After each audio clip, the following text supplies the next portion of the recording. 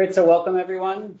We've got an amazing panel today on documenting and harnessing the multiple benefits from forests. I'm Robert Hallmeyer, I'm an assistant professor at the University of California, Santa Barbara. I'll immediately just jump in. We'll have about 15 to 20 minutes for each presentation. I'll cut off hard at 20 minutes to leave some time for questions. Hopefully that's okay. I'll signal to all the speakers when you've got 5 minutes and 1 minute left to keep things moving. Let's make sure your slides, yes, they're open. Perfect. And so our first speaker is going to be Jintao Xu. He's the Oya Distinguished Professor and the Director of the China Center for Environment and Energy Economics, as well as the Associate Dean, many titles at the National School of Development. He is trained as a natural resource economist, works mostly on studying forest sector reform in developing countries, especially in China. Wide variety of topics of interest include forest tenure reform, eco-compensation, forest carbon, pollution control, climate change policies, and today he'll be talking about urban forests and the environmental health values that they provide. So I'll turn it over to you, Jintao. Thanks so much.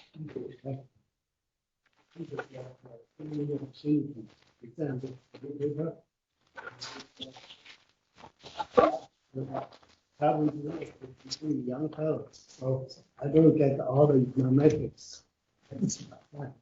This idea is typically a point idea.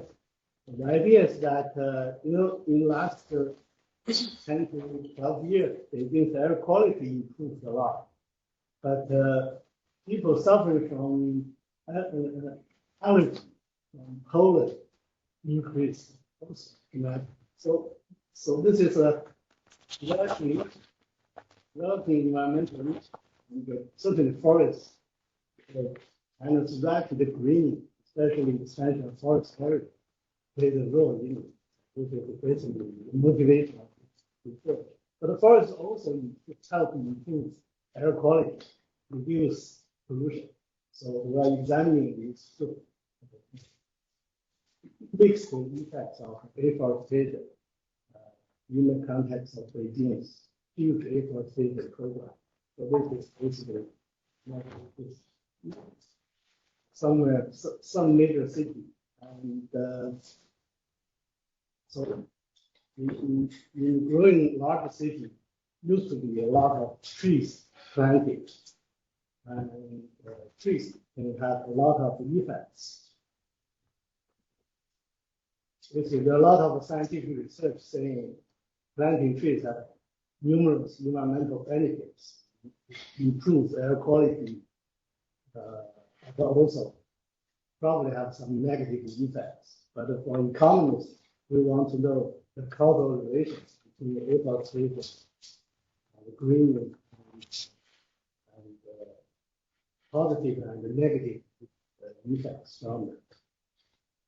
So this paper basically want to examine the causal effects of urban forests on the air we breathe. Basically, we would like to examine the health values from pollution reduction by planting trees. And we also want to look at the issue of health risk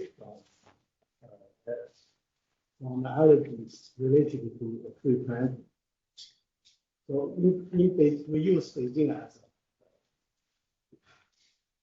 our subject. Basically, 10 years ago in Beijing, there was a big deforestation campaign, a million campaign. 1 million is 15 of hectares, 6 of acre. And then the campaign basically is to improve the city's green and ecological development and reduce PM 2.5 pollution. In the year of 2012 and 2013, it was an explosion of PM 2.5 in Beijing. A lot of money put into reducing PM 2.5 pollution, including deforestation. Actually, the campaign planned to plant 2 million, not 1 million, it's 2 million. The finance of 75 billion Chinese yuan equal to 10 billion US. So basically, because this is a deforestation project, we need to use a lot of data sources. The million projects, MMP, planting sites from the government. And we use a lot of satellite data. Air pollution, NDVI is a green index. We also use data from the Weather Bureau for wind direction, wind strength, but also from the environmental agency, pollution level. Basically, it's a monitor level data. So basically, people say that plants, including tree and grasses and shrubs, reduce pollution by the effect of absorption, also filtration. So in this paper, my co-authors have like 70 slides and had to be done to 30. It may not be so coherent. So basically, the first part is motivation. The second part, we'll look at the tree planting, effect of tree planting on pollution and the coast. And also in the third part, the health effects. So for air effect, basically we want to see how, in the city there are population hubs. We want to see how the tree is planting, how that affects the population hubs. We have a lot of pollution index monitoring stations. So the round dot is the pollution monitoring station, and the triangle dots is basically pollen monitoring. They are collected at different bureaus. So pollution monitoring stations are managed by environmental. The pollen monitoring station managed by weather. Very detailed. But the monitor stations are relatively concentrated in the population center. So basically, as an econometric strategy, we present a quasi-experimental equation to estimate how day-to-day fluctuation in monitoring recorded pollution is influenced by uproot vegetation, but also similarly, the monitors recorded pollen counts is influenced by uproot vegetation. To do this, we need data from pollution monitoring reading, wind direction, and NDVI remote sensing data. So this is how we get the variable. Basically, in the middle, there's a monitoring station, let's say, pollution monitoring station. And we know the upwind direction. So we form, this is basically from a lot of the literature. Basically, we form this 130 angle cone, and basically calculate average NDVI from this cone. And basically, we only use this upwind direction basically as a shock to the rate of this monitoring station. And so, the NDVI doesn't change that quickly, but there's a daily variation of wind direction. So every day we face different wind. So the monitoring station, our assumption is that the rate of monitoring station is affected by upwind. So one day the upwind is that direction, the second day get wind from this direction. Then we have daily pollution rate. So this is our simple geometric equation. Basically, the left-hand side is the log pollution level. The right-hand side basically is upwind in the year. We have monitor fixed effect, year mark, day and week fixed effects, and two-day cluster standard errors monitor. Data.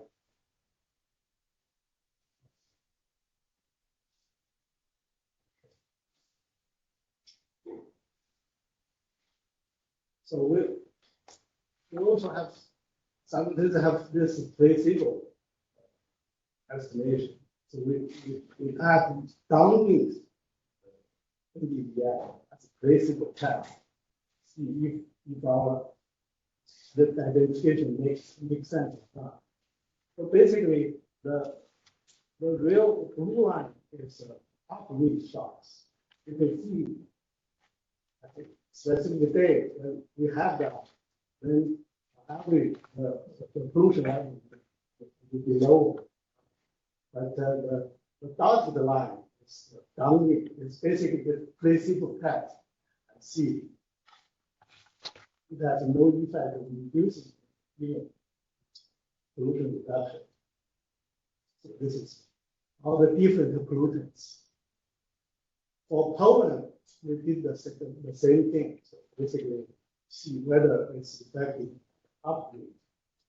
The pollen counts. Basically, the weather station collects pollen counts every day by the monitoring station. And, basically, we try to use upwind shock to see the variation of NDVI and the upwind shock. So this is basically when you collect upwind NDVI, the impact is when you have wind blowing this way, the upwind NDVI will increase to pollen count. Basically, that's we have the results for pollen counts upwind NDVI. Basically, all have positive, significant positive impact monitoring stations pollen count. And for PM 2.5, the upwind NDVI all have negative impact monitoring station. So we calculate the health effects. Basically, the data is insurance data, people's insurance claim. We use the emergency claim. So this data set covers 91% of community residents. Observed patients, a lot of basic characteristics. Also, emergency room. We don't really have prescription information, but we use doctors' prescription drug information to give the aggregate to the district area.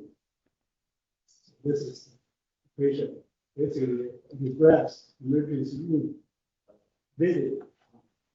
Really full counts.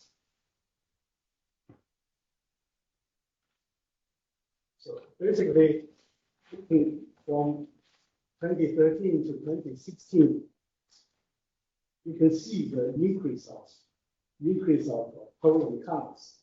It used to be very concentrated for a few days, 2013, but by year 2016, it basically demonstrates very strong seasonal effect. And there's a relationship between daily emergency room visit, daily history, daily life. And the health impact basically look at the pollen counts, emergency room visit. It has the positive impact on all causes, but mostly on respiratory and sensory. Sensory by sensory, it basically is eye. Mostly driven by not severe situation. Yes, no need for inpatient. It's mostly outpatient cases. And by age, it's elderly and non-elderly, almost equally affected. But interestingly, the young guys affected more. The old guys is not so sensitive to changes like you. So especially for people with prior diseases. So basically, the total count also identify the source. So among 6 major sources, 5 are problematic. Times. This may help in the future. Because when we plan huge tree planting campaign, people just want to plant and see the plants grow quickly and don't pay much attention on species and also the problem biology. Now, so this result please indicate we can in the future we can make some selection we care about. So we did some cost calculation. We have a previous paper on pollution, health cost of pollution, use the same data. So basically follow that calculation of cost from pollution. The pollution cost is huge. So currently, with this EME plantation program, we can reduce mortality cost by 5 billion Chinese yuan per year. The total program cost is 75. So basically, in the 20 years span, the benefit is bigger than cost. The total effect is a magnitude lower pollution effect, but still significant effect.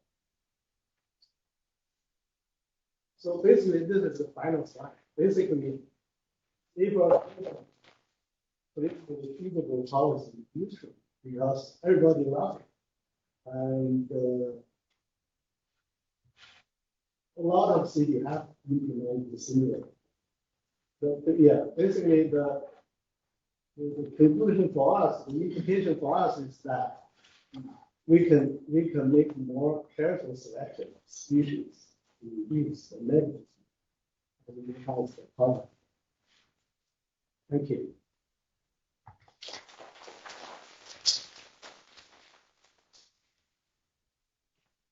Wonderful. So we have time for questions, please, and maybe introduce yourself before asking a question.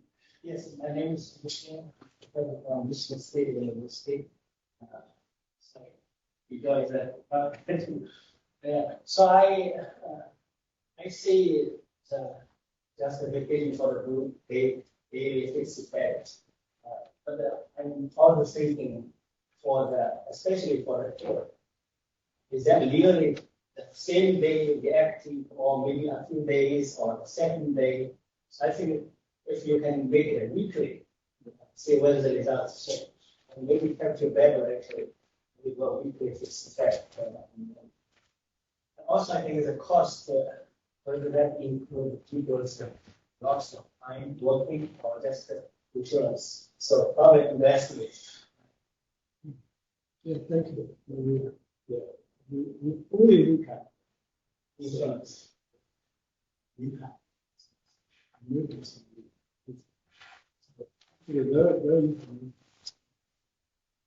non-immediate.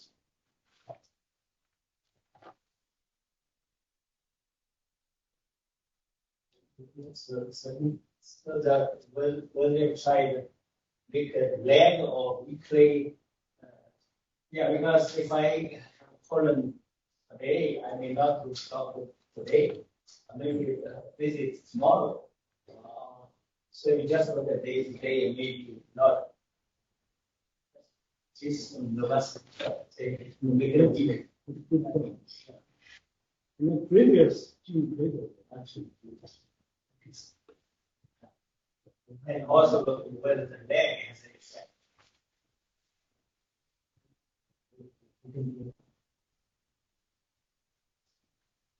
I'm Alice Garcia from Oregon State University. I haven't fully thought this through, but it occurred to me that when the wind is blowing and it's blowing pollen, it's also blowing pollution. Yes.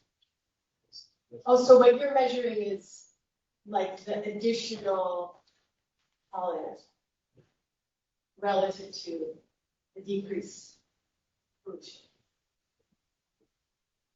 Yeah, super interesting. The other question I had is, how did you decide on the 10 kilometer? I don't know. Yeah. It seems like it. Some research. Oh, so it's from literature, you didn't test to sort of see if different radii would. I think we should do that. Alexander Gold, Huntington University. Thank you for a very interesting presentation. As I understood, you measure acute health effect, but also you calculated, if I'm not mistaken, average reduction of PM 2.5 concentration. Is that right? So, did you calculate avoided mortality risk, or it was outside of the scope? Because it looks like benefits. I would anticipate slightly bigger benefits based on PM 2.5 annual average reductions. We have calculation of avoiding the mortality from a previous paper. So we use it. It's the same insurance. But we don't have, we couldn't calculate mortality cost of For yes, pretty much clear. It's acute and it's MAGD. But if you have mortality, it will be a little bit higher. So you don't have a figure, its cost is much higher. Like it's an annual benefit on the mortality side.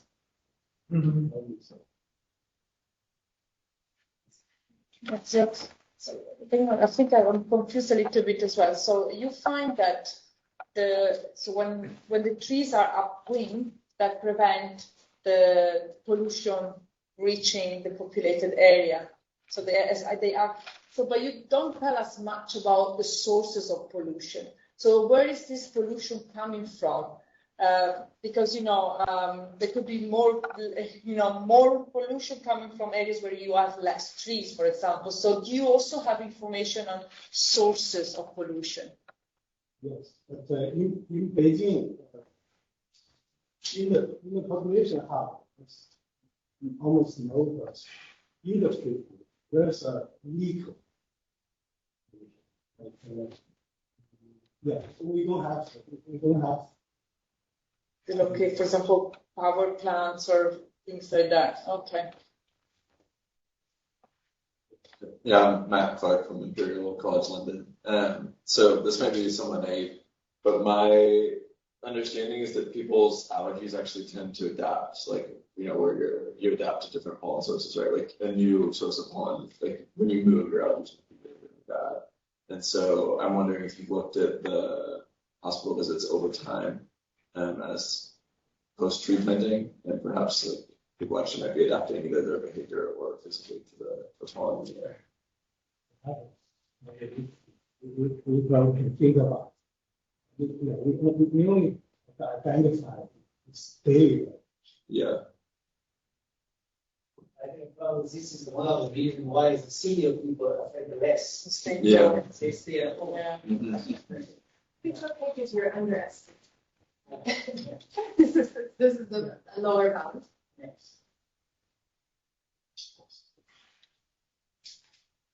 I had a couple technical questions. So I'm curious, could you also use the seasonality of pollen as a further placebo test, that you're actually not seeing kind of any of these increases in hospital visits during seasons when these trees are producing less pollen? Yes, okay. Yeah.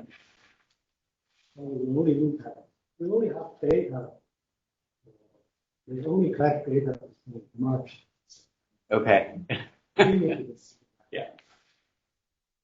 Well, and then the other kind of question following on to that is, I wonder whether you almost kind of described something that I would imagine being kind of a two-stage IV, that you've got your first stage, which is this effect of the trees on pollen counts. And so I was curious whether you'll have at all thought about instrumenting for pollen counts using wind direction, and that's the exogenous variation. I think it would be a slightly stronger claim on kind of the causal effect of this tree planting in driving the hospital visits with that kind of two-stage approach. But I don't, just an idea.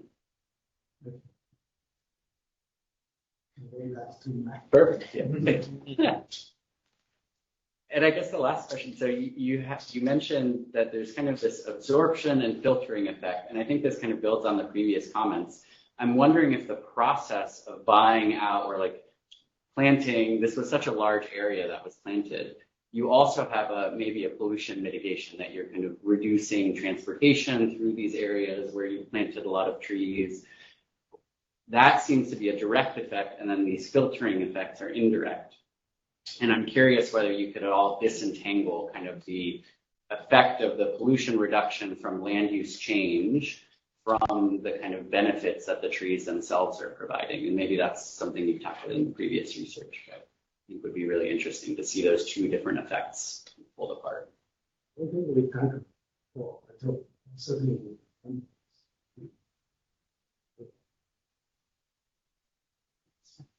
It's more like a not question, a comment. Like I remember Leo, I'm an ex-predator from Japan, and then since my age is less than 60, I'm also having a severe allergy, pollen allergy. Then there's one study conducted by Japanese father, recently published in AJ Applied Econ. They investigated how pollen allergy affect the cockroach. And actually, cockroach increase, and then it increased in the mortality rate. So that I think it's more, in your result, it indicates that it's not causing a severe health problem, but maybe it's could be interesting. I'm really focused on cockroaches instead of it.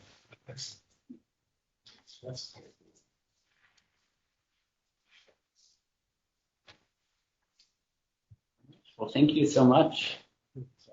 Maybe I've been also tasked, since we have a few minutes while we transfer over, I've been tasked with collecting research, like next steps that we think coming out of this session. So I'm curious if you have any thoughts on kind of what are the big open frontiers in this space of kind of urban forests? What are research frontiers that you think are most important for us to understand better now that you finish this research?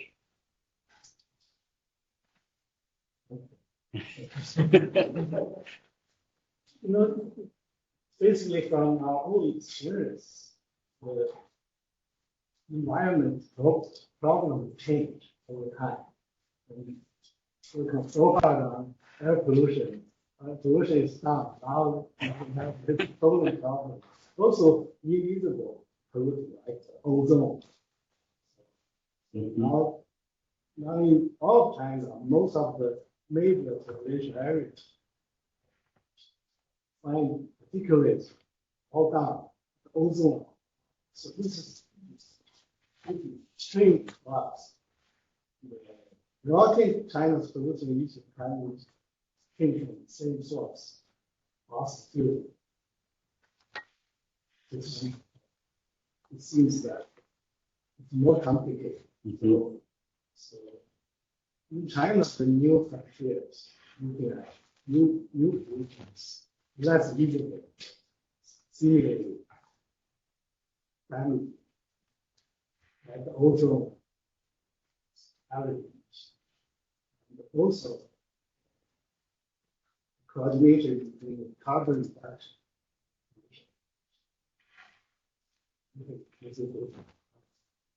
Emerging. Yeah. I think that kind of matches what we've seen in the US, the shift away from like now as we move to electric vehicles, there's more attention to kind of tire particulates and other forms of pollution in transportation. And yeah, super interesting. Well, wonderful. Thank you again. Great.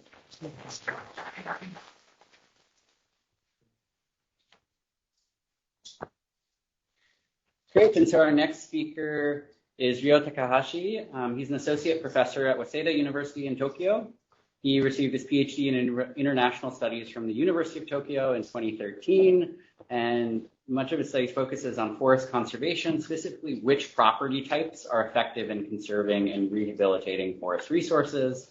He's published in a bunch of different journals, everything from World Development, Land Economics, GEAM, and his research is characterized really by its interdisciplinary approach, which combines econometric analysis with GIS and remote sensing. So today, we'll be fortunate to hear about a randomized control experiment of the impact of individualized tree rights on forest management in Ethiopia. Thank you so much, Ryo. Okay, so thank you very much for the introduction. I'm Ryo Takahashi from Waseda University in Japan. So today I'd like to present our research. The title is quite challenging. So beyond Ostrom, a randomized experiment of the impact of individualized tree rights on forest management in Ethiopia. This is a joint work with Kei Otsuka, Messin, Emiru, and Stein Holtenberg. So let me start with the background of my research. So conservation of the forest resources is critically important, particularly for developing countries, because the demand for the forest resources are quite high. And to sustainably manage forest resources, we already know that securing the property rights is the fundamental condition. However, which type of the property regime leads to more sustainable management has not reached a consensus yet. However, in practical situation, community forest management is widely adopted in many developing countries, and this is primarily due to great contribution by Ostrom and Hartwig. And they argue that community management it can efficiently and sustainably manage forest resources and also prevent excessive resource extraction through the innate ability of the community. And indeed, we're not going to argue that there are advantages from the community management. And particularly, one of the biggest advantages is low protection costs. So in many rural areas in developing countries, because of the high demand for forest resources, such as the timber or fibers, so the risk of the illegal logging and theft is quite high. So to protect and conserve the forest resources, it is essential to provide monitoring and protection efforts to the forest. And in this case, for the private management, those individual right holders have to cover entire protection cost. But in contrast, for the community management, such kind of monitoring cost can be shared among the members in the community by conducting the rotation monitoring.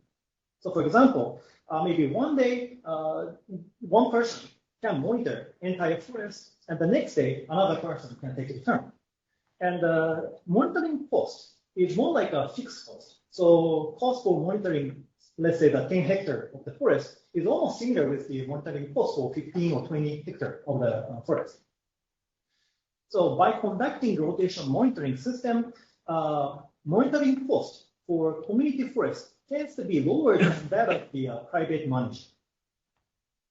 However, there is the huge disadvantage in the community forest. And then one of the disadvantages that we want to emphasize in our study is low incentive for tree management. So to recover, especially timber forests, actually intensive management, such as planting, thinning, pruning the branches, weeding, and watering are mandatory. It is essential to provide such kind of management efforts. And in the case of the private management, individual right holders have a huge incentive to provide such kind of management efforts to maximize their profit. But in the case of the community forestry, outcome from community forest is more like equally shared among the members. So due to the free rider programs, there is no incentive to provide such kind of a proper management to the forest. But unfortunately, the importance of the providing the incentive for tree management is typically overlooked in the previous literature, including Ostrom. And let me give you one of the examples from Bhutan. So although this is anecdotal evidence, but in Bhutan, one news article reports that 62% of planted trees in the community forest actually died or could not be traced. And average survival rate of planted seedling is not that much high, around like 60%. And this rate is particularly low for timber species. For example, one timber species average rate is only 8%. And this news article also indicates the responses from the participants from the community. And one of the members mentioned that most of the sampling did not survive, mainly due to a lack of care. So that the management is quite important to recover or regenerate the forest resources. So although, as I said, community management is widely adopted in many developing countries, but we argue that it is difficult to achieve regeneration of the forest through the community forest due to lack of the incentive for providing the management effort.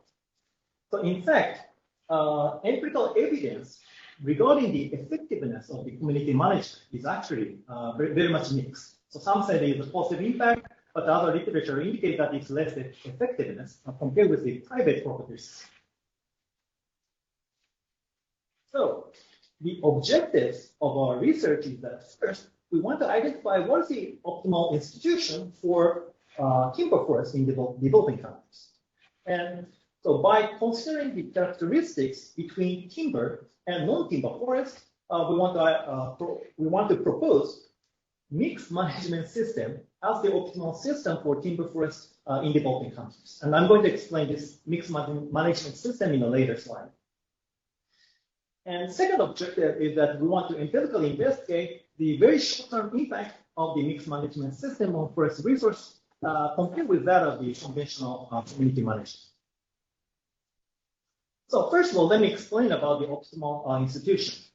So in our study, we first divided forest type into two. One is the non-timber forest, and another one is the timber forest. And each forest type can be characterized by different management intensity. So for non-timber forest, the forest can be regrown without much care, so that the management intensity is very much low. In contrast, for the timber forest, as I mentioned, so to regrow the timber forest, intensive management is managed, so that the management intensity is quite high. And further, we're going to divide each forest type into two based on the protection cost. And this protection cost is mainly determined by the demand for the forest product. So if the forest product is high, then it is essential to provide the protection effort to avoid the risk of the illegal logging and theft or maybe unauthorized grazing into the forest areas. And this is very much often the case in many developing countries.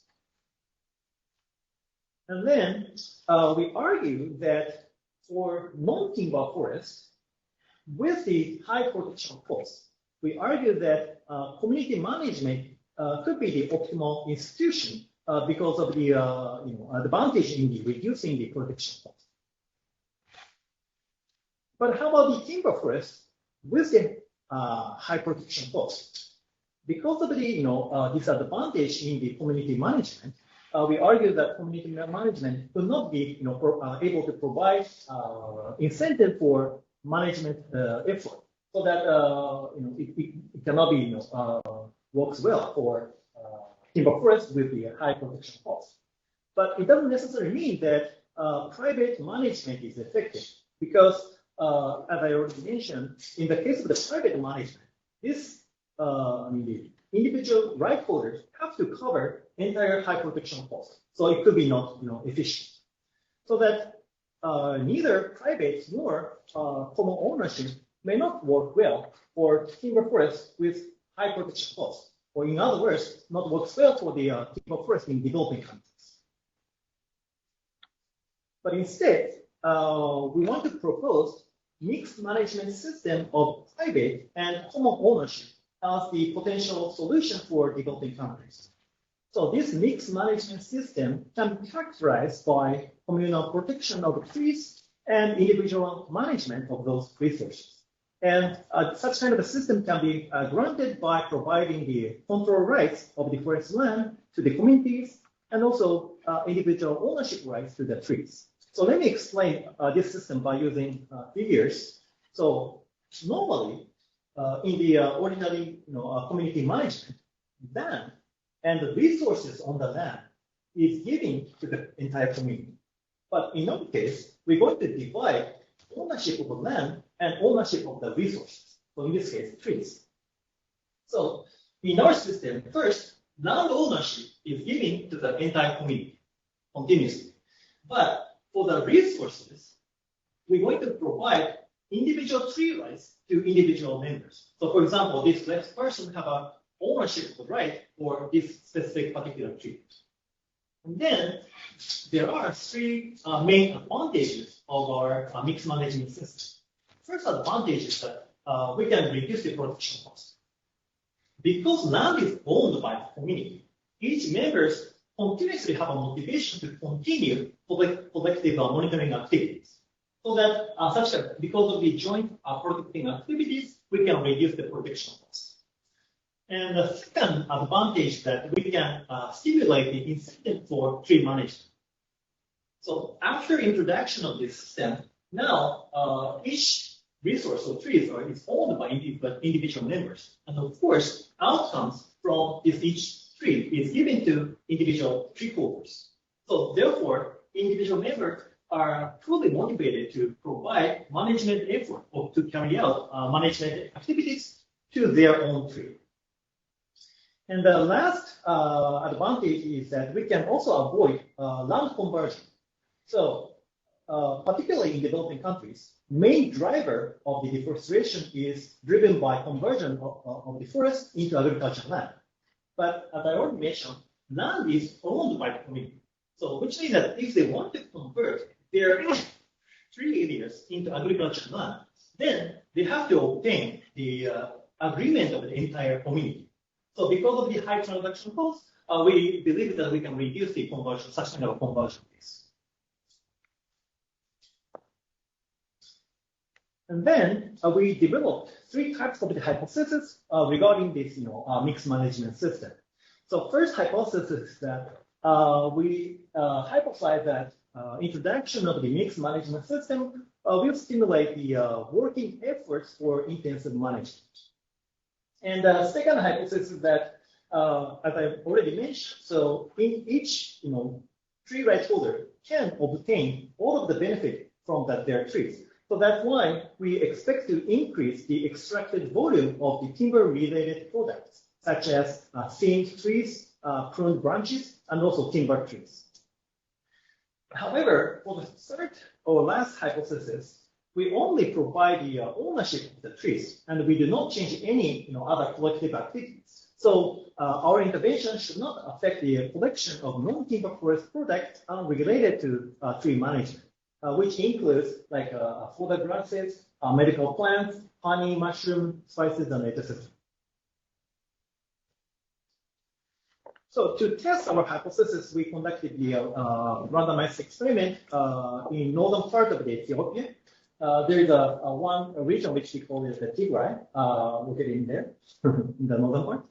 And then, due to the time constraint, I'm going to skip the very details. But in these Tigray regions, actually the deforestation rate is quite severe. And then also, each members are facing the very much high risk of illegal logging by outsiders. And then, because of the one policy implemented by the local government, specific community forest is allocated to groups of landless use in the community. So after receiving their after allocation to the community land to landless use groups, then they will try to utilize common pool resources for income generation.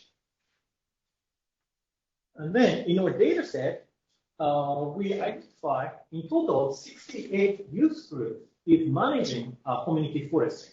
So there is one of the example of the pictures here. And then average number of the members in our group is around 10 people.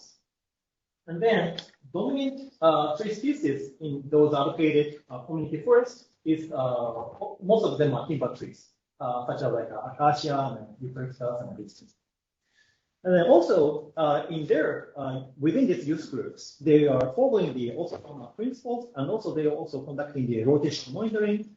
But the outcomes from their activities are equally. Then, in our setting, actually intervention is at the group levels. So we randomly selected 26 use groups and try to try to introduce a mixed management system. So this is how we implement our intervention. So first, we divided community forests into small parcels based on the environmental condition. And then we allocate tree rights on each cell to individual members. And then we allow each individual member to extract their allocated trees anytime they want. And of course, they can sell to the market too. But after the extraction, so of course they are losing the trees. But if they newly planted the trees on their parcel, then we granted a tree rights again to those newly planted seedlings. And then you may think that this is almost similar with the provision of the land rights to the each members. But actually, as I mentioned, they do not own their land. They only have a ownership of the trees. And then, in the treatment groups, we have the total around like 200 youth group members, but among 197, 172 members actually accepted our offer. So they received the individual tree rights. But unfortunately, and we do not know why, but around like 13% of them refused our offer. So those 25 people did not actually receive their tree rights. But they continuously join their collective activities.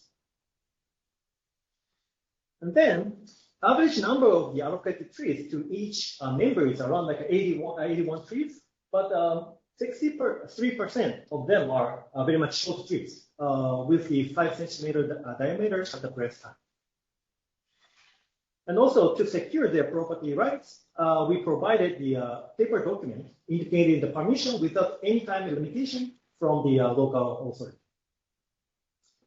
Okay, so we intervened this kind of intervention in 2018, and then also we conducted the baseline and inline survey before and after the intervention. And we collected the number of the work days for each tree management activities, and also extracted the volume of the resources. And this is the summary statistics. And then this is also the summary statistics for our dependent variables. And first of all, I just want to emphasize that averagely, 18 to 20 days per member were allocated for the gardening activities. So as I said, there is around 10 members are in one group. So approximately 100 to 200 days are allocated for gardening activities. Then for the methodology, to address the endogeneity due to the non-acceptors, we conducted 3 types of estimation. One is the IV, second one is the IVP, and third one is the group level analysis.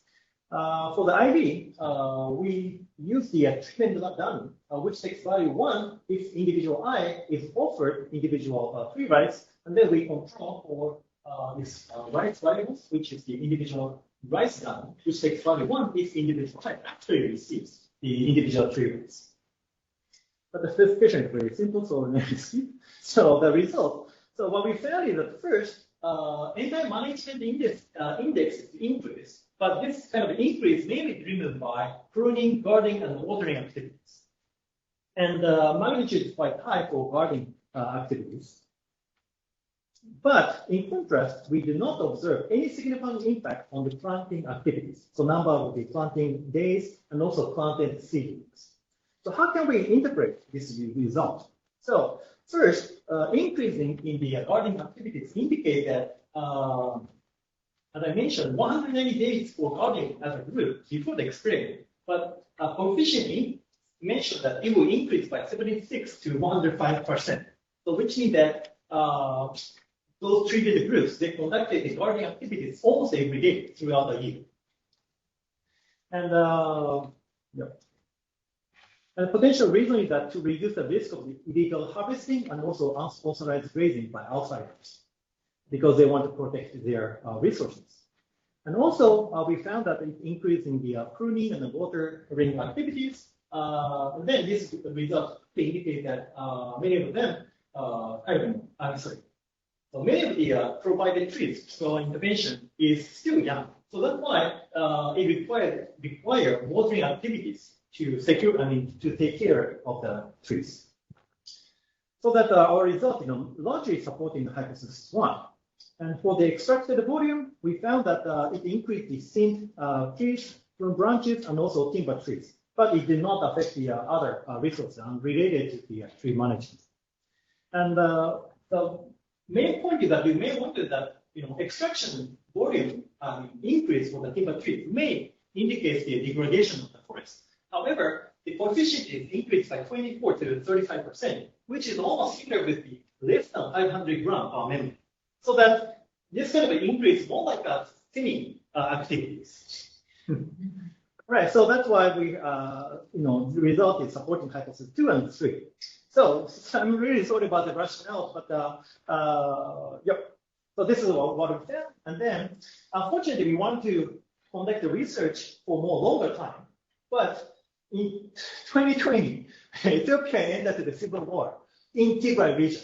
And then I not think about our study area is drastically devastated because of this civil war. So we cannot do the continue our research, unfortunately. But yeah, this is what we found in a very short term impact. So thank you very much for your attention.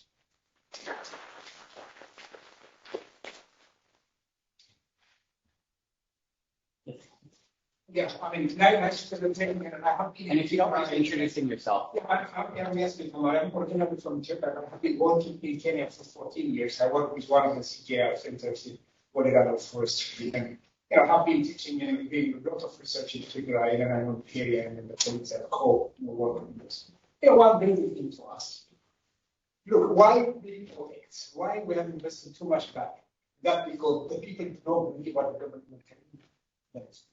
So look at it. If you compare Kenya and Ethiopia, like cross country distance, because people do not have much right on their land, much right on their properties, then they'll be forced to do it.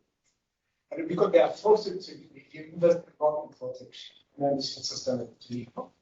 So we are treating, we are treating the symptom rather than the root cause of why these things happen. In general, in Ethiopia, and particularly in that part, it's about people don't have full right to express themselves, full right to really to do what they want. They be forced to do.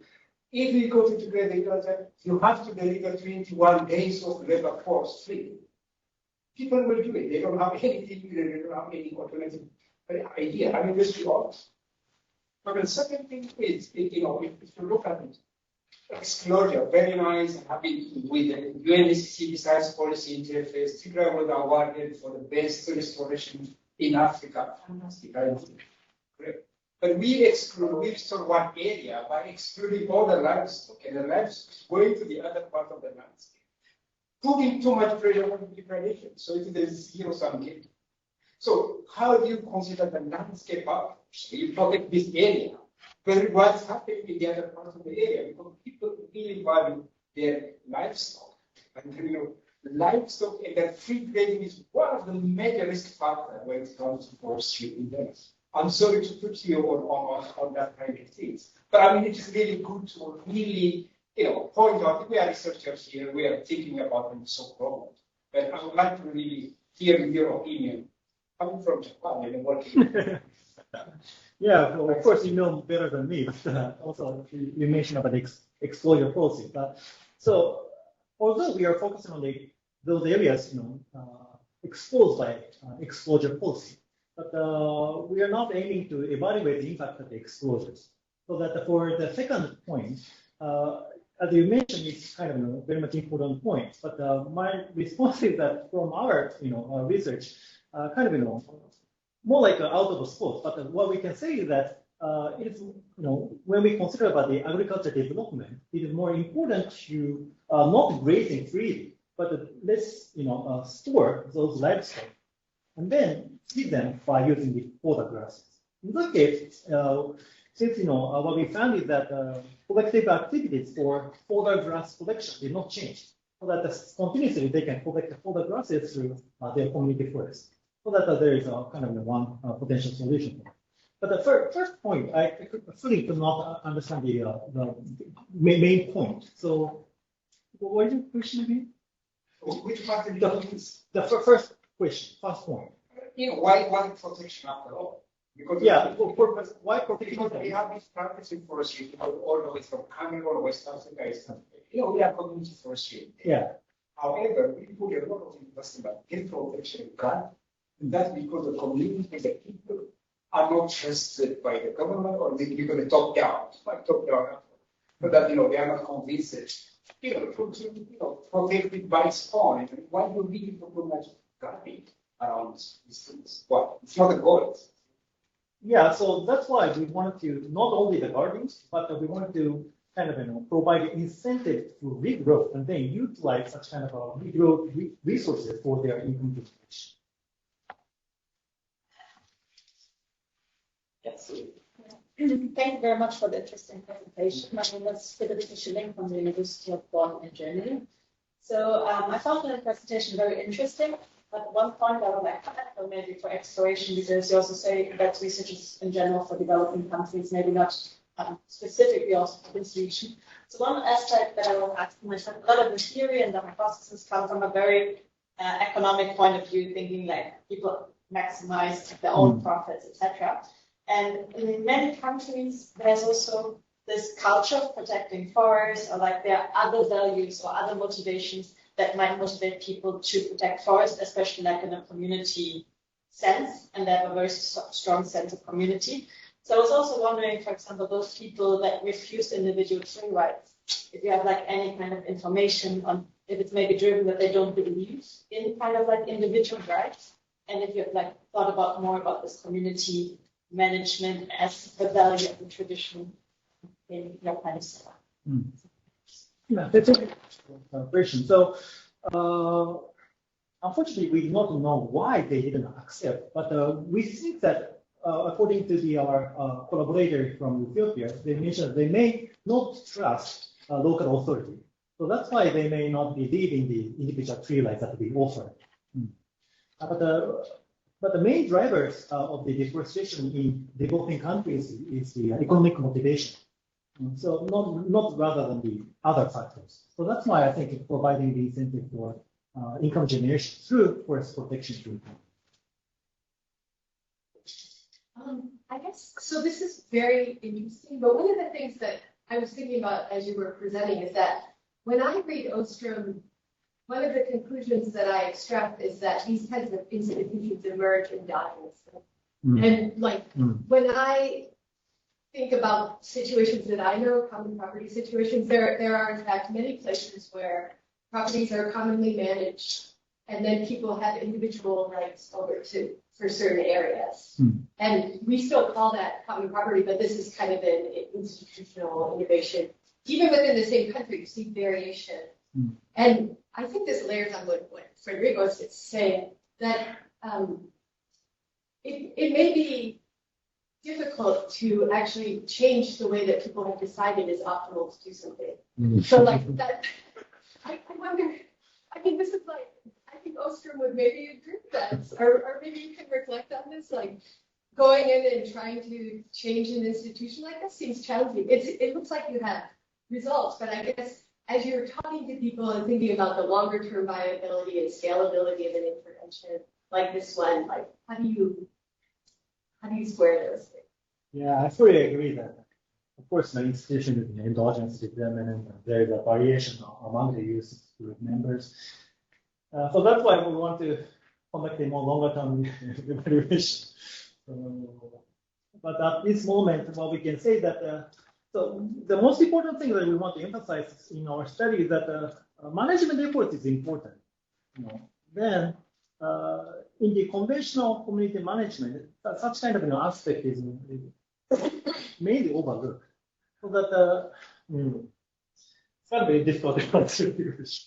Yeah. So what we can say that what we can say. I mean, I guess I wonder how people. Did you do focus groups with people who no? Oh, yeah. So that's why. Yeah. Might uncover. I know. I mean, in northern Kenya, which may or may not look like I have no idea.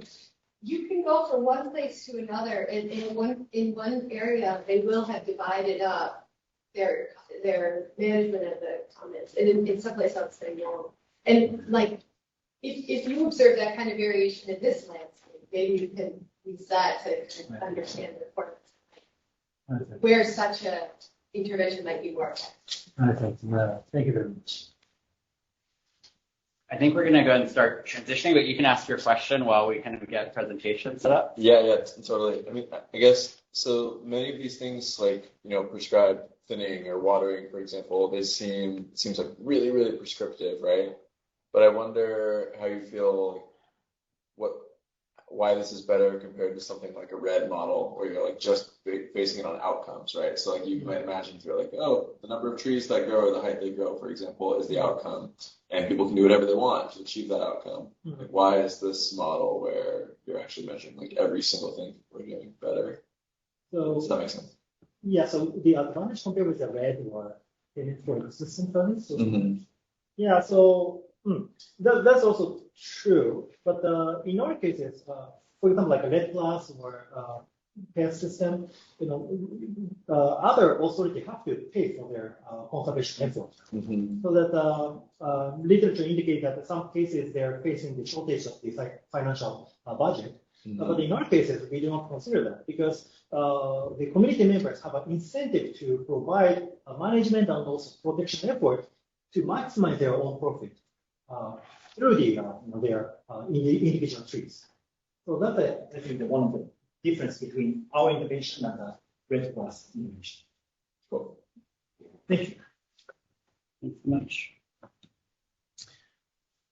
All right, so our next speaker is Alexander Golub. So Alexander currently teaches at American University and is a consultant to the World Bank, but he has a really long and fascinating background across academia, NGOs, investment banking, consulting, completed a research appointment at Harvard University, then worked as a senior economist at EDF, advocating for market-based instruments for environmental protection, was the executive director for global environmental markets at UBS, where he conducted quantitative analysis of global capital markets and equity formation in response to climate policy. Now his research focuses on the risks and opportunities of the emerging global climate policy and transformations of global capital markets.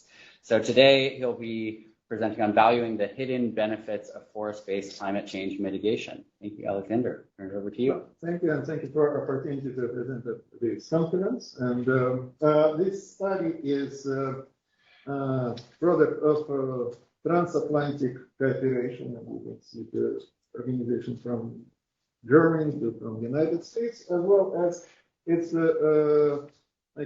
cross-cutting because it's combined science, economics, and politics. And we call that hidden, but really for us, it's not so hidden. We understand the value of ecosystem services. It's more hidden from politicians and from the market. And next few minutes I will spend to try to raise some to focus on some barriers that prevent politicians and the market to recognize those values. So why are we concerned about status quo? Because while we understand that there is a huge value of ecosystem services, just take car. You don't need to add any other values to understand that it makes a lot of sense to slow down and quickly reach zero deforestation target. But unfortunately, it's not moving that fast. And of course, all is about finance because we need to organize incoming flow of finance to create more attractive alternative to the country where the success is located and just chop the forest. And it could be some policy intervention done in the country, like elimination of subsidies, but also step by step, it should be monetization of ecosystem services should be conducted. And I would say that we have no success in that area, like jurisdictional right is a way to monetize carbon. However, basis of monetization are not even close to the needs to monetize those services. And again, without monetization, you wouldn't create robust incentives to protect those resources. Well, from point of view one barrier is even if you're talking about carbon, even if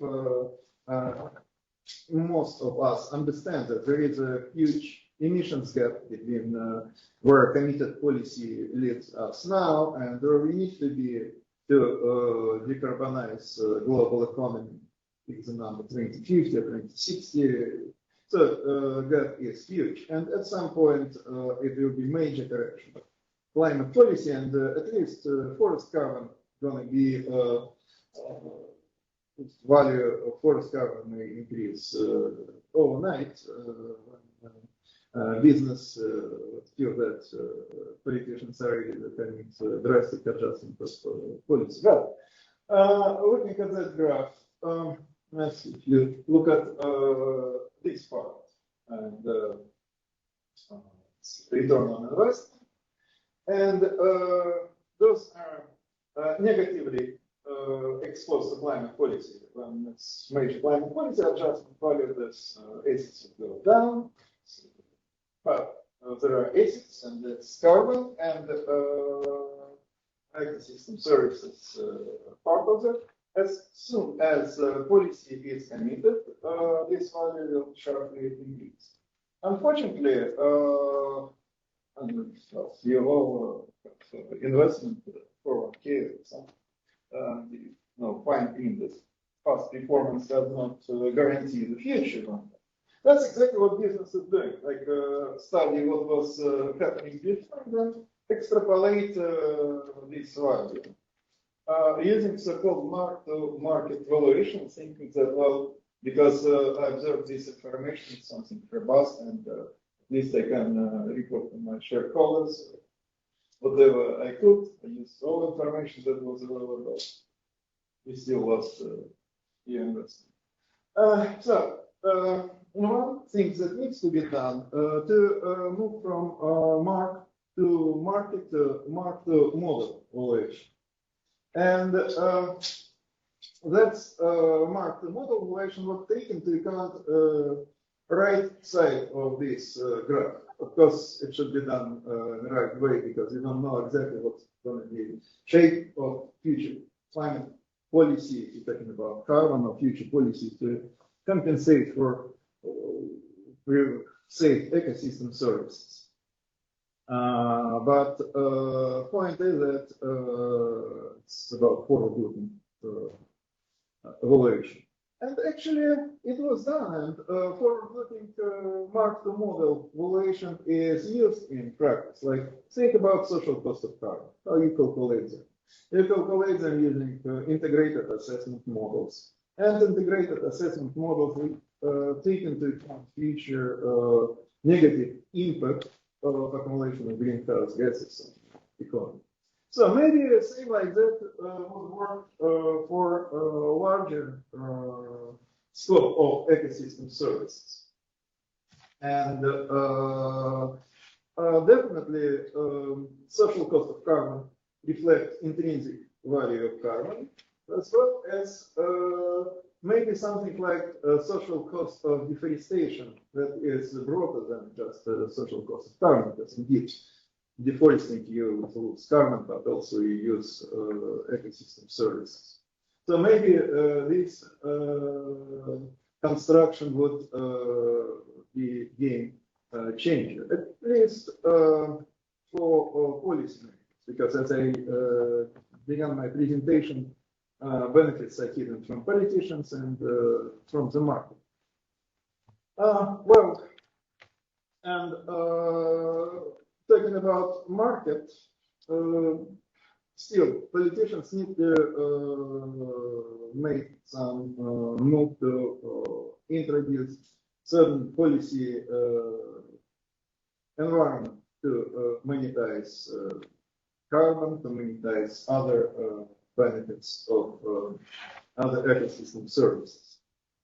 But again, social cost of deforestation would be a first step, because before to commit major policy, at least in the United States, we use cost-benefit analysis of those policies. And the Obama administration seriously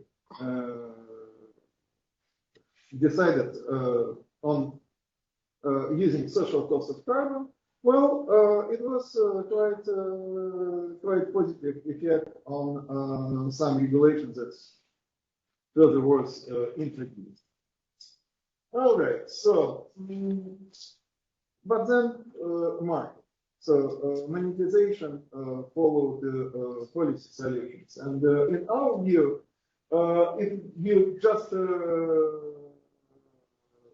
stylize division, monetize benefits, some benefits already monetized. Tourism or even trading of carbon, voluntary carbon markets, and many other benefits from ecosystem services, they already monetized. It's a small fraction. Monetizable benefits, and that's most interesting part, because if we know that at some point in observable future there will be a major policy correction, then having a good idea about monetizable benefits, we may arrange some instruments to borrow money to delay degradation and loss of the ecosystem services until market conditions are such that there will be relevant compensation for those services. Issuing like green bonds, for example, if you know that something may happen within the next 5 to 10 years, if you're issuing 15 years bonds, so then you provide probably enough resources to delay loss of ecosystem services long enough to benefit from those policies. And of course, it will be always non-monetizable value. Well, and why policy interventions? Because even if we, in theory, we know about environmental business, sure, I would argue that nothing like that happening automatically. Still, you need policy interventions. Like think about history in the United States, SO2 regulation, or in Europe. All turning points in per capita emissions and decoupling emissions from GDP growth was happening as a result of regulations. Of course, regulation itself came from understanding of benefits of improving air quality, but it wasn't possible to just count on that happened automatically. It was policy driven, and to some extent, like in the United States, Linear Act, it was heavily supported by benefit cost analysis. Over time, value of ecosystem services will increase, and but for quite a long time it will be the gap between social cost of deforestation and monetizable value. And of course, in the future, when this graphs dotted and solid line intersect, then it will be it will be a situation where we'd like to be in terms of compensation for ecosystem services. Problem is that we may be too late, and until it's going to happen, we will lose quite important chunk of ecosystem services that could be prevented. So then that's this area is hidden part of value of the ports, and over time this hidden part is transitioned into part. And also we need to have in mind that there is a difference between social cost of deforestation calculated globally and on country level. Like As for social cost of CO2, I would be arguing that it is one figure for entire country, but for social cost of deforestation, you really have all reason to take into account regional component, and that makes process of calculating of social cost of deforestation more complicated. So anyway, just to come back to the concept of social cost and monetization. So first step is to really bring those values of ecosystem services into explicitly into decision-making process. And based on our experience with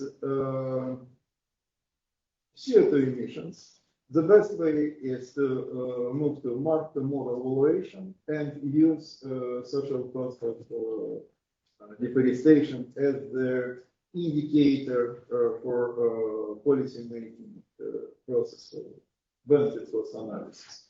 And then for market, just to properly communicate the nature of environmental policy formation as a jump diffusion process. So if you convince some visionary investors that it could be major policy adjustment, maybe they would be willing to also to turn from mark to market to mark to model evaluation, invest something to create long position in carbon and ecosystem services. They think that there will be eventually market for ecosystem services. And also, just looking forward, we also gonna have two different tracks.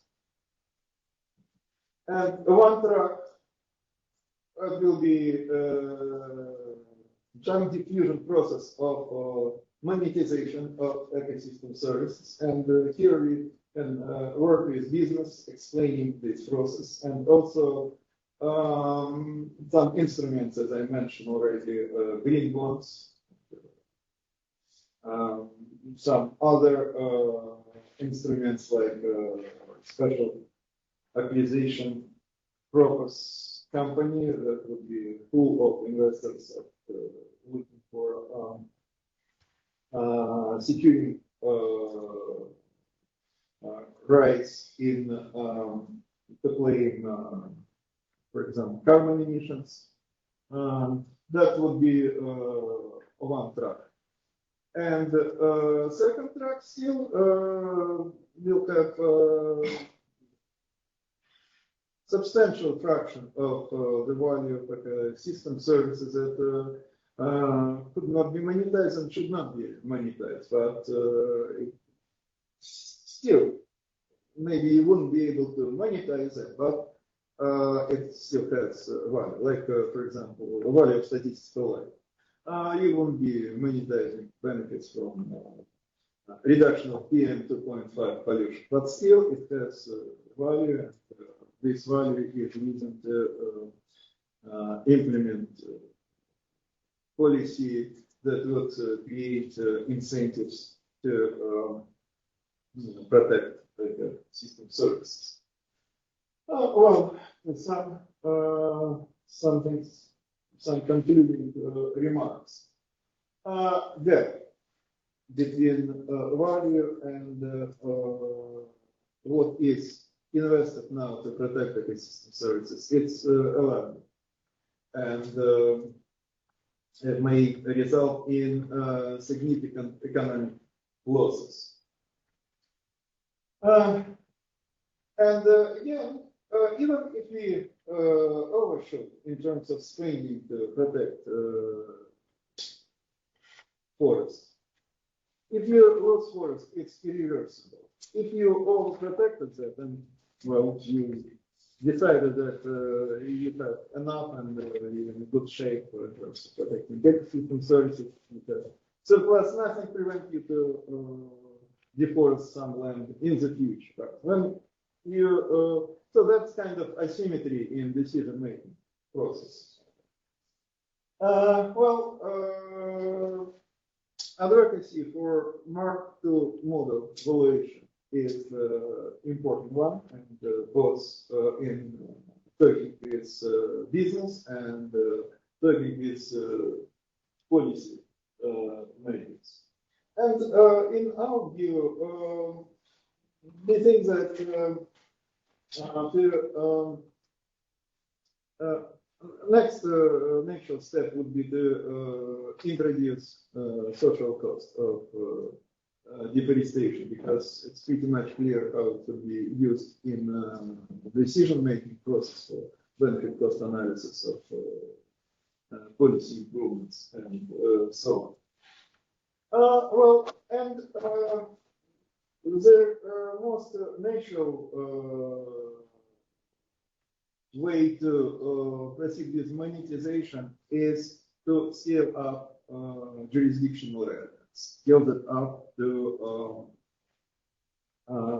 country level. And I would tell you, if a country with forest would be able to get, let's say, $30 per ton of CO2 emissions, would be quite enough to create incentives to protect forest and simultaneously protecting ecosystem services. One thing about jurisdictional rate.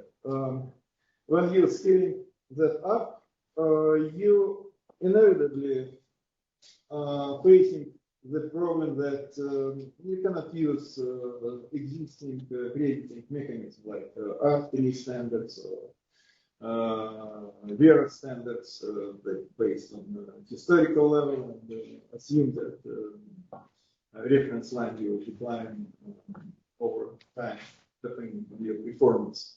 You need to talk about risk of deforestation. Remember this environmental presence curve, and this part of environmental presence curve is real and it exists. That one you need regulation to break that relationship.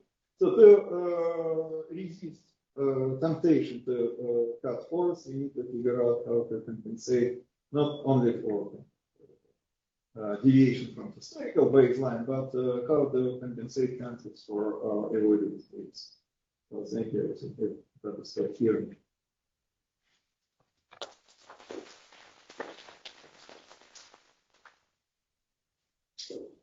Yeah, I mean, thank you again. I actually introduced myself. I'm very far away and anymore. Yeah, I like the way you consider the co-benefits carefully, because the holistic violation of forest ecosystems is essentially careful, important to understand that in another way, always undervaluing nature. I have one question for you here. I have been engaged in carbon and then, MRVs, stuff like that. When you really calculate the cost of measuring, reporting, and verification of carbon, often it's much more than the benefit that you get from carbon itself, considering the current carbon market. So that's why most countries, they don't want, I was asking like 7 countries are making policy in Africa. Do you really think that the sustainable land management practices you do on the ground really helps for carbon building? All of them said yes. Okay, you know that carbon could really help in your mitigation and adaptation benefits from your NDCs and all the local benefits. All the 7 countries say yes. So why don't you have it included in your NDCs and stuff like that? All of them say no. Okay, so why? They say that if you will comply with this kind of benefit, we need to also report that we don't have any capacity, and then even the resources required to monitor the carbon in all the ecosystem services, our system is much more than higher. Do you foresee any kind of mechanism to really address this kind of thing? This is the benefit on this side. Is it the cost on the other on the other side? How do we really bring narrow down this case? I would like to see your opinion. The most natural ways, first to start with carbon, and unfortunately, without major policy adjustment, and we need this policy adjustment because you cannot tolerate emission schedules. Without this policy adjustment, carbon wouldn't have a price. So that's what we can do now to mobilize resources to support delay in deforestation, waiting until those policy adjustments will take place. Then you can use quite sophisticated mechanism like option trading to have division, the distribution of upside between host country and investors be willing to do risk investment. And we need to focus on profit-driven investors because what we get from ESG investment, well, ESG investor is based on the literature, willing to sacrifice like 15, maybe 25 points in return on investment, and that's all. What we need to get, we need to have investors paying real price for carbon. Then it will be enough resources for monitoring, for accounting, and will be possible to find a compromise dividing responsibilities of the country and responsibility and what could be claimed as tradable carbon emissions. And of course, looking at carbon market now, what I'm saying seems like a science fiction story, but look, emissions here. Major adjustment should be in place, and then forest carbon is the only one reserve. Then forest carbon will pull other benefits.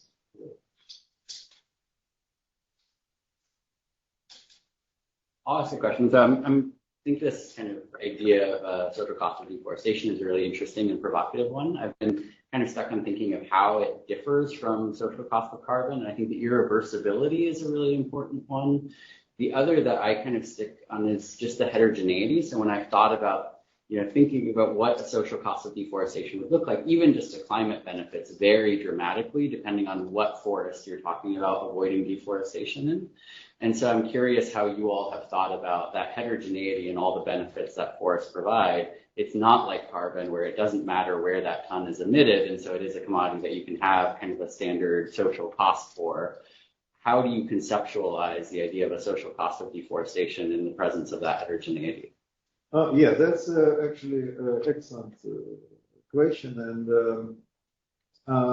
that makes difficult to implement this concept in practice because it's involved like valuation. I think in that building you find people who precisely can conduct valuation of ethics.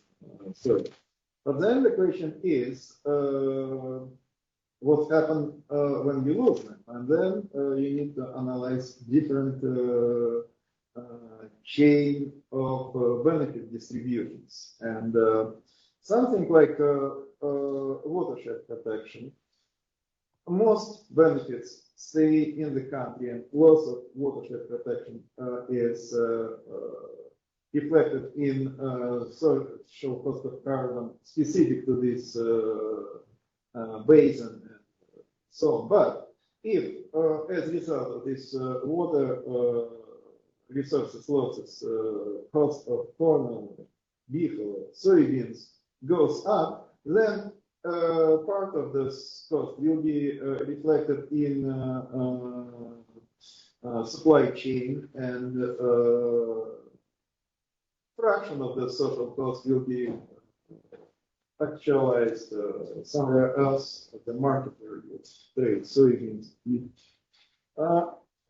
And to capture this part, we need running quite sophisticated CG model, and like even in village model, which is great, but probably will be challenges to keep this part. Well, I mean, it's more technical issue.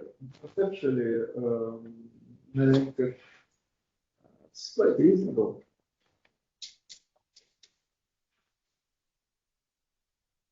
Is there any other questions? I think we're right on time to transition to our final speaker.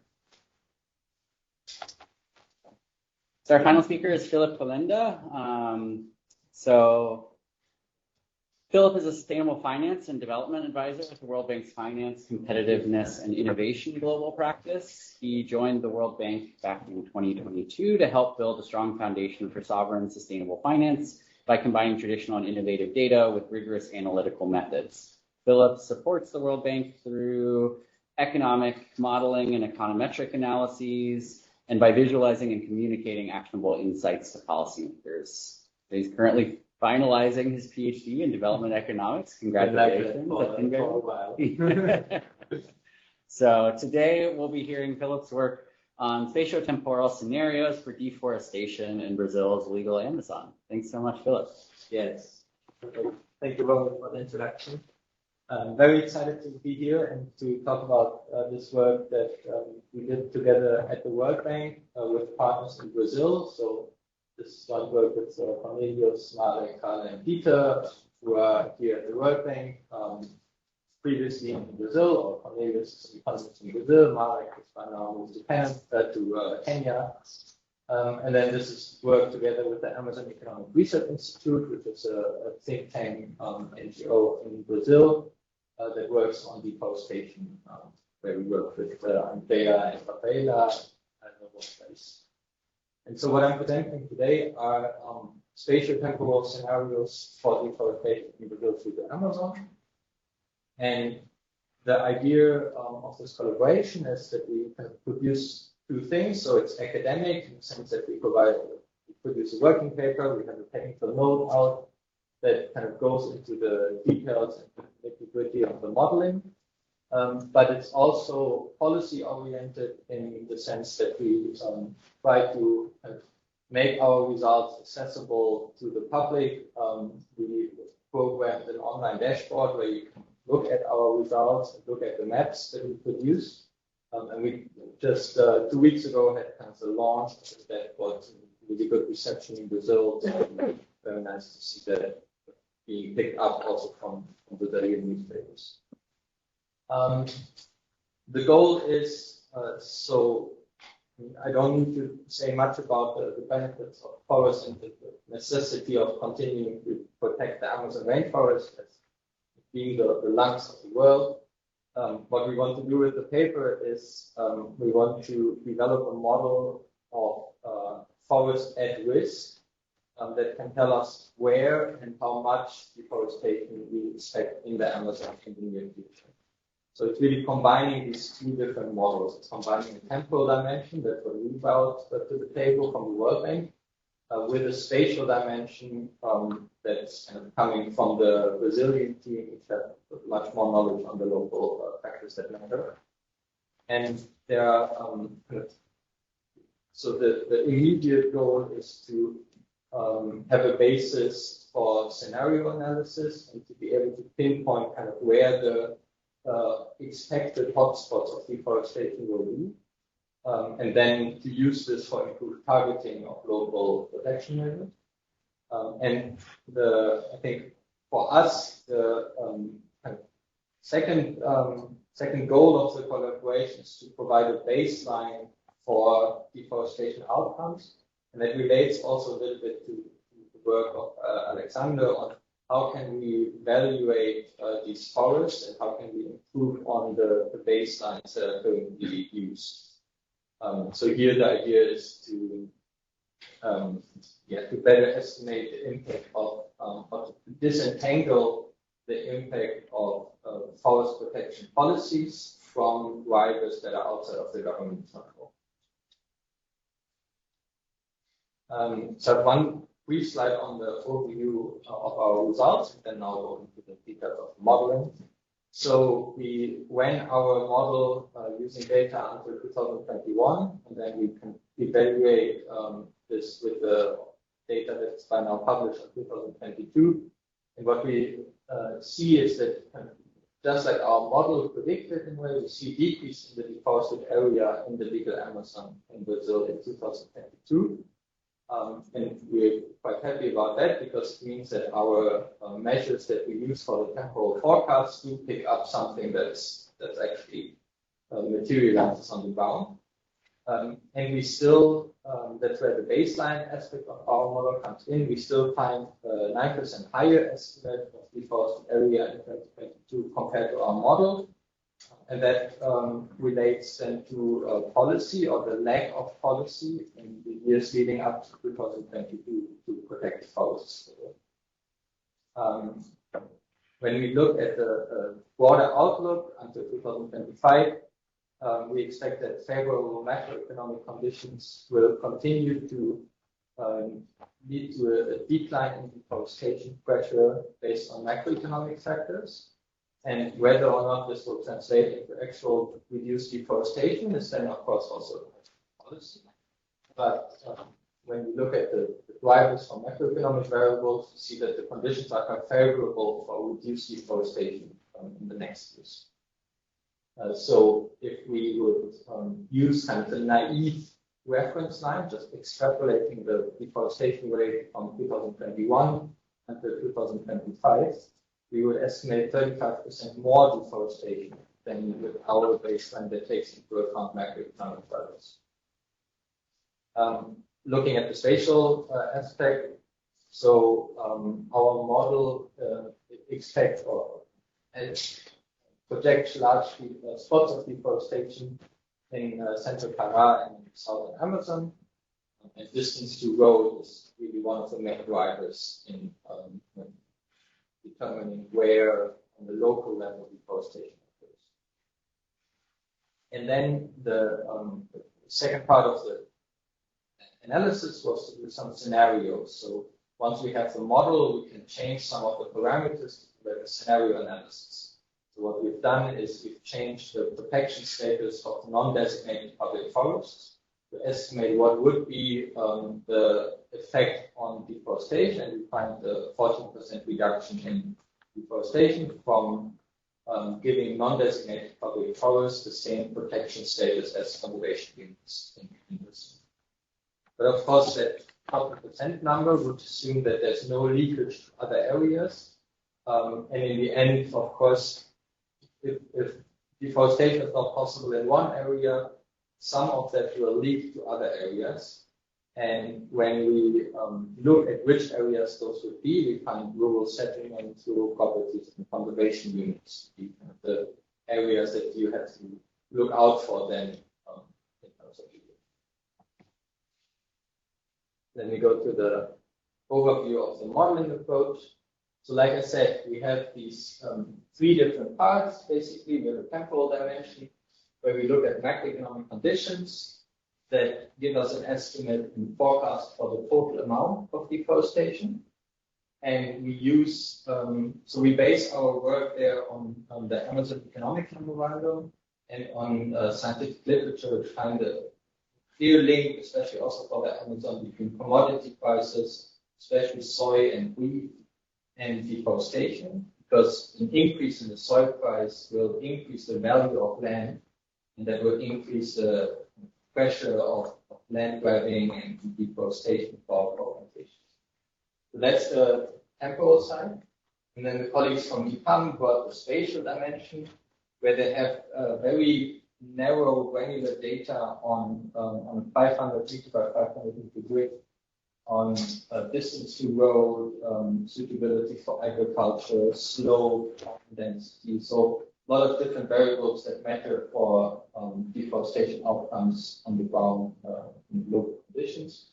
And they have so they estimate a transition matrix between 2017 and 2020, how deforestation changed in these grids, and relate that to the observed or to the local variables. And from those, so from their analysis, we get a map of deforestation probabilities across the country.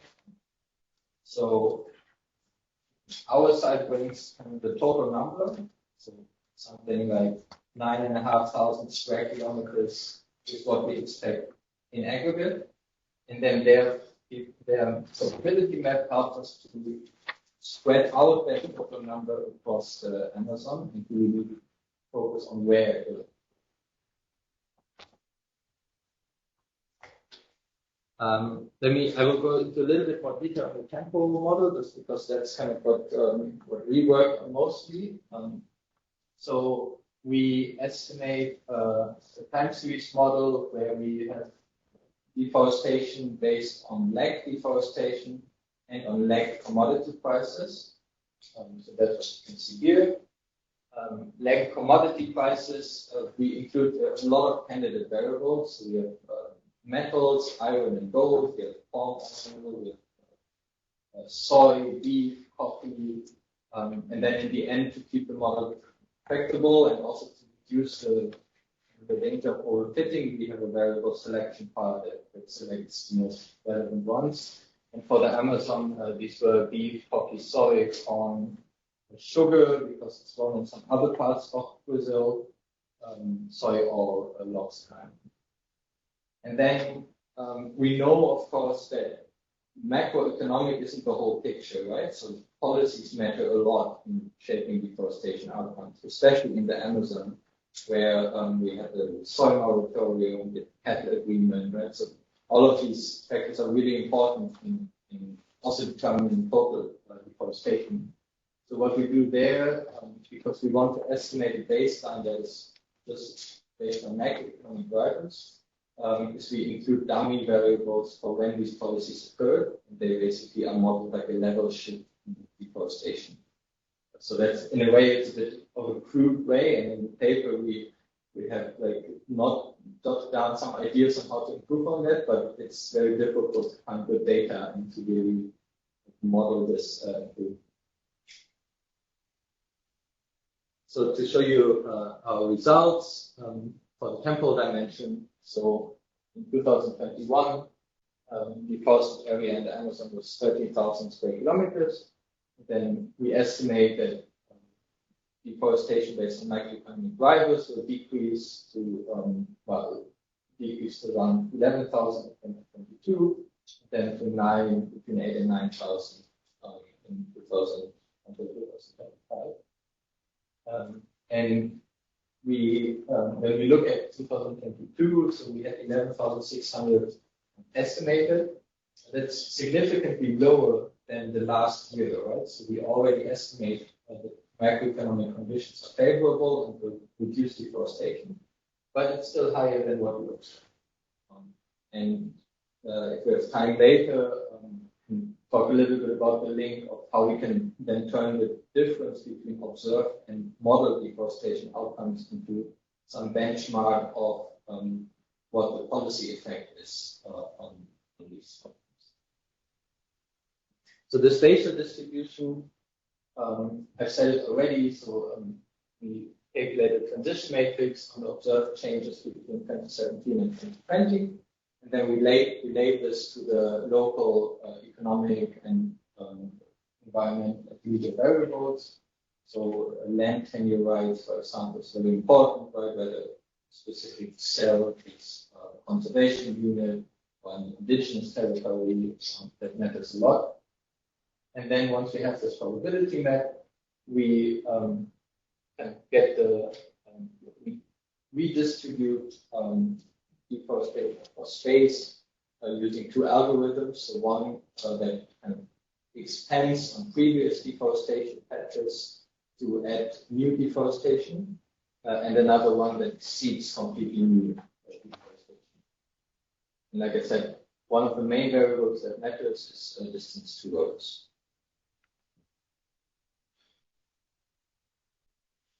So I've talked about this just now, but this is kind of how the map looks like with expected deforestation. So once we move from probabilities to actual deforestation outcomes, you can really see kind of how the roads show up in the graph, and how certain areas are expected to be deforestation hotspots. And then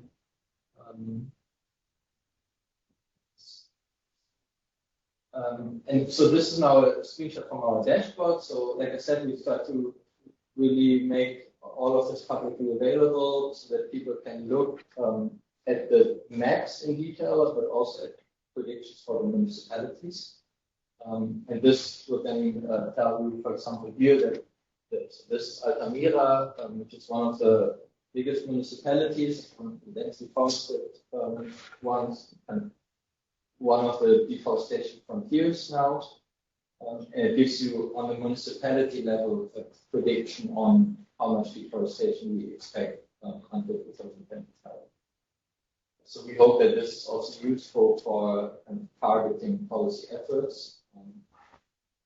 I need to mention that when we do this kind of seeding and expanding algorithms, so distributing the deforestation that we estimate on the aggregate across space, we do it by municipality. So we take the rate of deforestation that we've seen before and keep that fixed, and then within the municipality, the local conditions matters.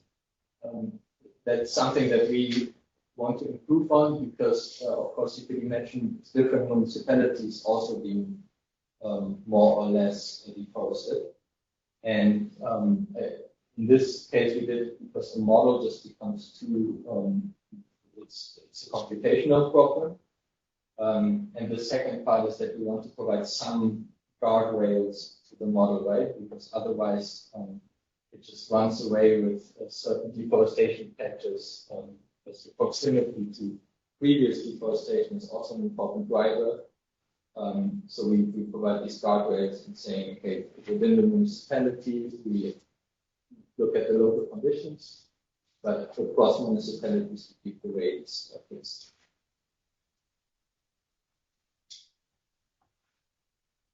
So this is just some overview of the dashboard. Let me talk a little bit about the scenario analysis, because I think that's quite interesting and also something where we want to expand on in future collaboration with ECAM. So because we have the model and we have coefficients for the local conditions, we can do kind of like a comparative statics experiment that changing some of these local conditions and estimating how the deforestation map would look like in that sample. So what we did here is informed by a policy discourse that was going on in Brazil when we started the analysis. There are a lot of non-designated public forests in the Amazon. What would happen if these would receive the status of conservation units?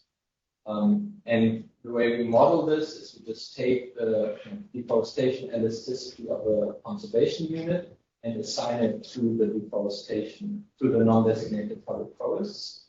So they have kind of the same deforestation probability. And then we see kind of on the map how certain, so here you see the macroeconomic scenario, business as usual. And here you see the governance scenario where there's increased protection in certain areas. And you can see how it changes in different areas. And I think once we do these analysis, the scenario analysis, leakage becomes quite important because we need to have some idea on how much avoided deforestation in one area is going to be transferred to a different area. What we do in the paper is we just provide kind of extreme bounds of saying 100% leakage, everything gets transferred to a different area, and 0% leakage would be the total amount of deforestation also decreases. And if we do, so if we assume there's no leakage, then you get the number of 14% reduction in aggregate deforestation that I mentioned. But if you do assume leakage, then it happens especially in rural settlements, rural properties, and conservation. So we got this question in the past, right? So you see, so these are conservation units, and you see some deforestation happening there, which is just kind of the reality on the ground, right? Just because they're designated as a conservation unit doesn't mean there's no deforestation going on. So also in our scenario, designating these public forests, that doesn't mean that there's no deforestation anymore in public forests. It just means that the likelihood of deforestation decreases. I think I'm through the presentation, And yeah, very much looking forward to it.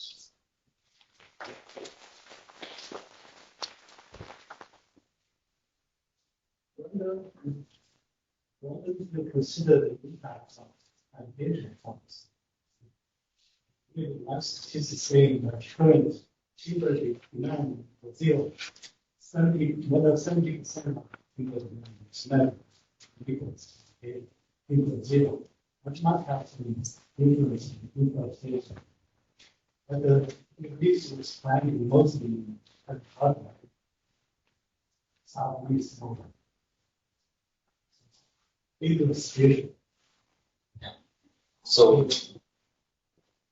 in the so these are the variables that are used on the local level, and as you can see, the land tenure class is important. We don't have a specific designation for plantations in there.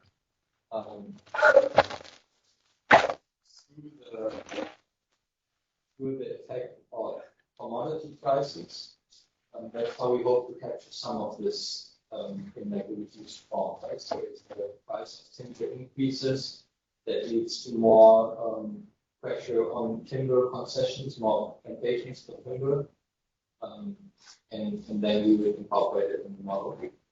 But we don't have information on plantations like this. What we do want to do in an extension of this, so this uses data from the from FOREST, the satellite-based forest management project from Brazil. What we are working on now is together with the European Space Agency to get satellite-based data where we can say this land was deforested and now it is formal plantation, or it was deforested and now it's urban settlement. Right? So to really know these land transitions rather than just being able to say there was a tree and there's no tree anymore. We want to be a bit more granular on the outcome value. So that would help a lot in explaining the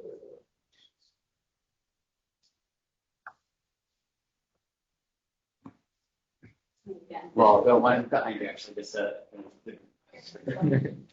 So you reported on, I'm Roberta Sylvia from the Water Resources Institute. I have a question about your overall errors. So you're saying how we have these total areas that you calculated and how you differed between your model and the expected. I was wondering spatially what these errors look like. Do you have certain areas where the model performs better or certain areas where it performs worse? That's a good question. So for the validation, do I have a map for you?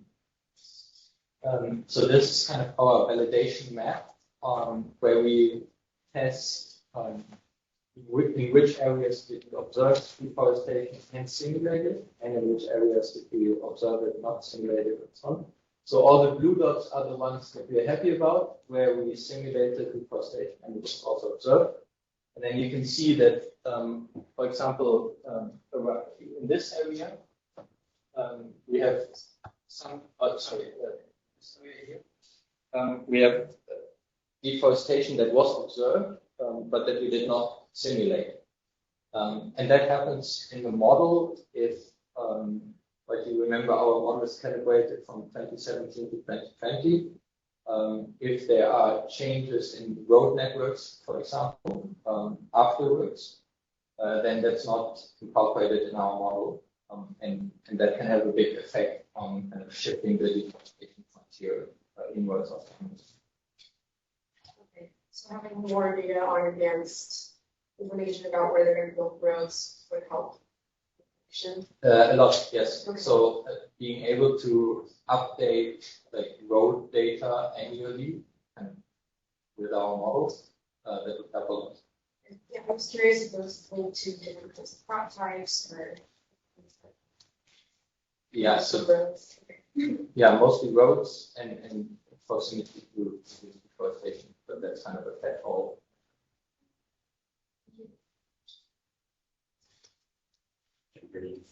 I have two short things. The first is that map biomes might have to do with the transitions Yeah.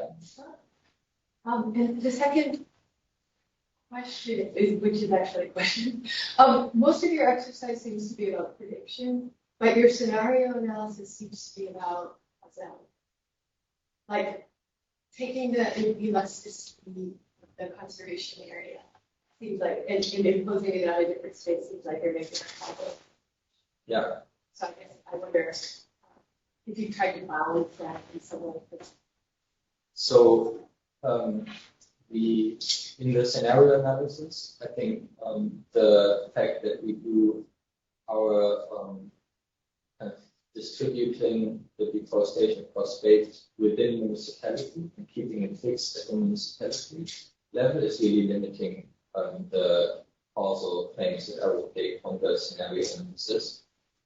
Because if a municipality has already a lot of conservation units and not much kind of forest area left, then the model will try to still keep the deforestation constant within the municipality and just assign it to the remaining area. So I think that's where it's really limiting. But yeah. I mean, it just seems like you haven't identified it constantly because there's selection into conservation. So, like, it seems tricky to take that estimation and that whether or not you restrict it within the municipality or you placing it somewhere else. Similar, it just seems like it's Yes, I agree. So I mean there are econometric methods that are much better suited to make false claims about the effect of local policies.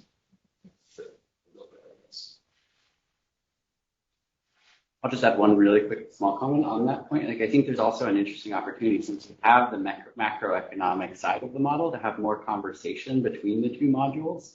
That like your leakage analysis, I wonder whether you can actually use elasticities that exist in the literature to then adjust your macroeconomic model to have some of the spatial allocation feedback and change how things would play out, where it's not just this extreme bounding of 0 or 100% leakage. Also specifically the effect of macroeconomic drivers differs across space, right? So the price of soy will be very relevant in certain areas of the Amazon and not matter at all in other areas. So that's something where we would need like at least municipality level data on the share of GDP in certain sectors or something like this. Some proxy of the activity. Yes, before to introduce myself, I'm Stefania Lovo from the University of Reading. So you mentioned that the policy aspect is one of the challenging ones that you try to incorporate. So as I understand that you have this shift, with your dummies. But one thing that comes to mind is that it's also the policy is going to shift your slope parameter, because I would expect as the policy becomes stronger and effective, it somehow breaks this relationship between your macro variables and forestation. So like it shields forests from this external effect. So I don't know if you could observe that happening over time, or in particular periods with governments that were much more concerned about forests versus others, and look at these things is in the data. And the other point is also about the other thing that comes to mind, thinking about the Amazon is trade. And, there was a lot about this when the EU was trying to sign the agreement, the trade agreement with the Brazil and Mercosur. So I was wondering if you consider the demand side, like trade, as also some of these macro variable. Yeah. Okay, so maybe first to the second point. So what we have in the model is the real exchange rate as a measure of kind of the profitability of these exports, because when the currency depreciates, agricultural exports become more competitive and that increases profitability. We haven't really included like trade policy dummies or something like this. And then thinking about the policy dummies, I think the way we model it now, we take it from other papers who've done it like this as well, right? You have a dummy that shifts the level of deforestation. We've experimented with like having the effect fade out after 2 or 3 years. But all of these are really crude measures of accounting for policies.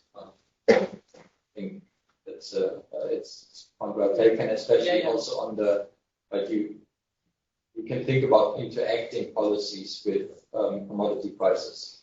Like if there's a soy moratorium, the price of soy will matter less, hopefully, on the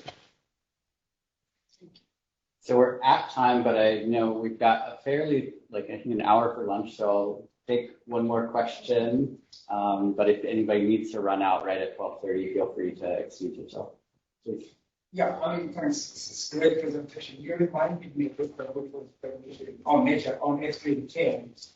The ghost roads within tropical deforestation. There are about more than 1 million kilometers square hidden roads. It's not never been officially.